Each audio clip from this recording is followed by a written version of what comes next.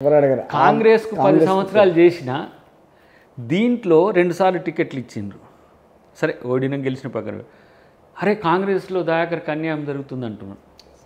So అక్కడ అన్యాయం జరిగినా నాకు అన్యాయం జరిగిందని నేను వాళ్ళని కోట్ చేయడానికి నాకేం నైతికత ఉంది? I'm not the TRS fellow, I'm movement leader.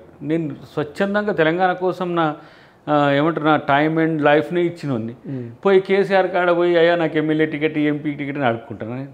కరెక్టే. ఇక్కడ కూడా కాంగ్రెస్ పార్టీ తెలంగాణ ఇచ్చింది కాబట్టి కాంగ్రెస్ పార్టీకి వచ్చిన నేను.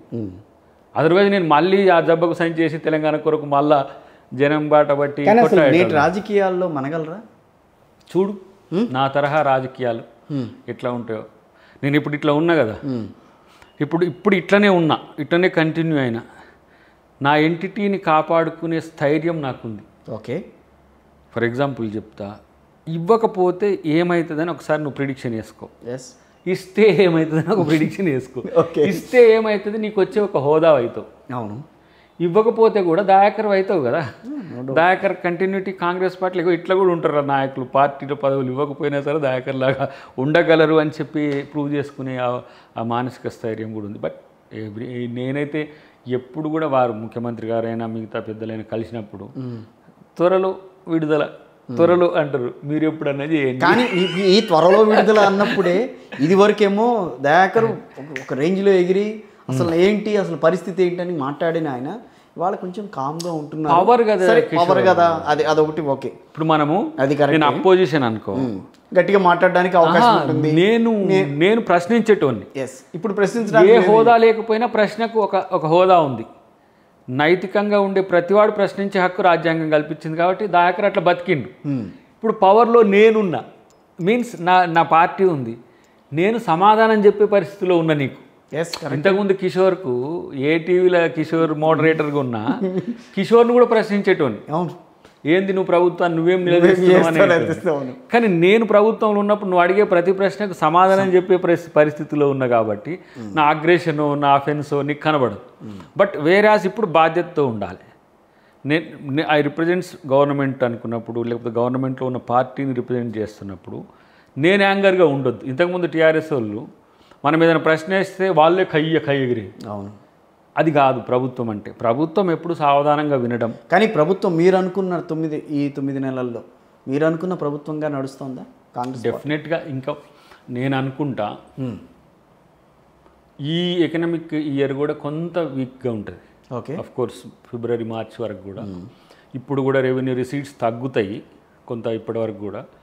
మేబీ నెక్స్ట్ ఫినాన్షియల్ ఇయర్ నుంచి నువ్వు తెలంగాణలో మీరు అనుకోని మనం ఊహించని ఒక డెవలప్మెంట్ మోడల్ వస్తుంది. అది ఇప్పుడు దానికి ఏమంటే పాత్ సెట్ అవుతున్నది. అది చాలామందికి అది అర్థమవుతున్నది. కొంత ఎకనామికల్గా కాంగ్రెస్ పార్టీ మామూలుగా బయట నానుడు ఏంటంటే కాంగ్రెస్ పార్టీ వచ్చిందనంటే అక్కడే ఉంటాయి అంతే, కానీ అభివృద్ధి అనేది కనపడదు. ఇప్పుడు రియల్ ఎస్టేట్ చూసుకున్నా, ఇప్పుడు గత 10 ఏళ్ళుగా రియల్ ఎస్టేట్ రంగం ఏ రకంగా హైదరాబాద్లో ఉందనే విషయం మనం మాట్లాడుకున్నా, లేకపోతే హైదరాబాద్ చుట్టుపక్కల, ఆ తర్వాత హైదరాబాద్ అభివృద్ధి విషయంలో మాట్లాడుకున్నా, సాఫ్ట్వేర్ కంపెనీని తీసుకొచ్చే విషయంలో కేటీఆర్ చేసిన కృషిగా చూసినా, లేకపోతే ఇంకా కొన్ని విషయాలు నగరంలో పారిశుద్ధ్య వ్యవహారాలకు సంబంధించి వీటన్నిటి చూస్తే కనుక, సో అలాంటిది ఇంకొక చిన్న నానుడు ఏంటంటే కాంగ్రెస్ పార్టీ వచ్చిందంటే కరెంట్ ఉండదు. అయితే ఇక్కడ అంటే నీకు ఇది అడిగినవు కాబట్టి చెప్పా, కరెంట్ ఎప్పుడు పోతుందో తెలియదు, ఎప్పుడు వస్తుందో తెలియదు. ఇది నిజమా కాదా? ఈ మాట నిజమా కాదా ఒప్పుకోండి. అయితే ఫక్త్ కాంగ్రెస్ వాదిగా ఒప్పుకోండి. నేను ఒక మాట చెప్తా, ఒక్క యూనిట్ మనం తక్కువ కొంటలేము. అవును, ₹1 తక్కువ పెడతలేము. ఇంకా అవసరమైతే ఇంకో 10% డిమాండ్ పెరిగింది. ఇక్కడ కొంతమంది కొన్ని చీపెస్ట్ టెక్నిక్స్ ప్లాన్ చేస్తున్నారు. కొన్ని ఆయా ప్రాంతాల్లో వాళ్ళు తగ్గుతున్నారు. ఇది ఎందుకు ట్రాన్స్మిషన్ డిలేస్, అప్పుడప్పుడు ఎక్కువ పవర్ పోతుందంటే అని కొన్ని కారణాలు ఉన్నాయి. వాటిని నేను సమర్థించను. కానీ మనం గతంలో వాళ్ళు కొన్న పవర్ కంటే 1 ఇంచ్ తగ్గించింది లేదు. ఇంకా హైడల్ పవర్ ఇప్పుడు పెరిగింది, ఇంకా పెరుగుతుంది. రేపు ఇంకా సోలార్ పవర్ను పెంచుతాం. అసలు ఒక దశలో చీపెస్ట్ యూనిట్ కాస్ట్తో దాంట్లో స్టేట్గా కూడా తెలంగాణ కాబోతుంది. ఇప్పుడు అక్కడక్కడ పోతున్న వాటికి వస్తున్నాయి, మనం చూస్తున్నాము. మొన్న మిత్రుడు ఎవరో ఇక్కడనే మాదాపూర్లో 2 hours పోయిందన్న, లేకపోతే నైట్ 2 నుంచి మార్నింగ్ 5 వరకు పోయింది అని ఇట్లా ఏదో కొన్ని నేను వింటున్నా. దానికి సంబంధించి ఏంటి అనేది కూడా టెక్నికాలిటీస్ చూస్తున్నా కూడా కొంతమంది అధికారులు చేస్తున్నారు, కొంతమంది, కొంత అందరని చెప్పను, చేస్తున్నారు. అదేందో ఎవరు భక్తి పొందడానికి నాకు తెలుస్తలేదు.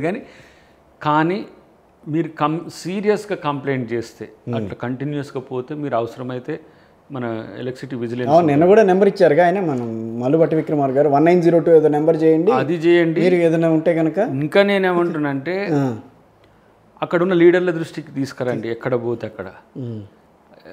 ఎందుకంటే ఇది క్రిమినల్ అఫెన్స్ కింద కూడా వస్తుంది. పవర్ ఇస్తున్నప్పుడు ఇవ్వకపోవడం, పవర్ మనము అందరికి ఇస్తున్నప్పుడు ఉద్దేశపూర్వకంగా పవర్ని ఆపడం అనేది కూడా క్రిమినాలిటీని.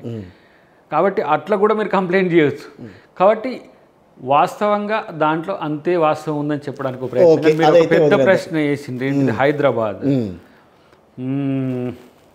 మీరు ఇప్పుడు RRR కనుక మనకు ఎస్టాబ్లిష్ అయ్యేంత వరకు జరగబోతున్న అభివృద్ధి మోడలే చాలా డిఫరెంట్గా ఉంటుంది. అదే నేను చెప్పాలనుకున్నది.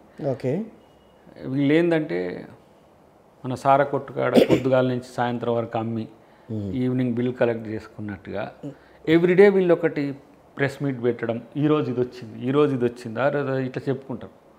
ఇప్పుడు దాదాపు 31,000 కోట్ల పైచీలకు పెట్టుబడులు మనం NRIs నుంచి తీసుకుంటాం, రావాలిగా, డైరెక్ట్ వస్తాయి. అది పక్కన పెట్టు. AICT అనేది ఒక గ్లోబల్ ప్రాజెక్ట్. అది దాన్ని హైదరాబాద్ డెస్టినేషన్ అనేది గ్లోబల్ డెస్టినేషన్ అవుతుంది రేపు. అది యూపీకి ఉండే ఇంతకుముందు, కానీ హైదరాబాద్ పొటెన్షియల్ కాబట్టి ఆ ముచ్చెర్ల పరిధిలో వేస్తున్నారు. అఫ్కోర్స్ సెంట్రల్ స్టేట్ ప్రాజెక్ట్ అది. అది వరల్డ్స్ ప్రైడ్ ప్రాజెక్ట్. అది హైదరాబాద్కి వస్తున్నాయి. తర్వాత ఇప్పుడు ఫార్మా కానీ తర్వాత హార్డ్వేర్ ఇవన్నీ చేయడం కామన్ ఈ చుట్టూ. బట్ హైదరాబాద్ బతుకు చిత్రాన్ని మార్చడానికి మూసీ రివర్ ఫ్రంట్కి సంబంధించిన అంశంలో దాన్ని అది ఎకనామిక్ మోడలే. ఓన్లీ మురికి కాలువలు కడిగి పూలు పెట్టి మురికి కాలువల నుంచి వాసన వస్తుంటే కూడా అని ఇది కాదు. ఇది అక్కడ బస్తీలను రిహాబిటేట్ చేస్తూ ట్రాన్స్పోర్టేషన్ ఈజీ చేస్తూ అప్ టు మీకు గట్కేసర్ వరకు కూడా ఒక ఈజియెస్ట్ వే అవుతుంది. ఇంకా వాటర్ వేస్ మేబీ ఇంకా నేను ఆ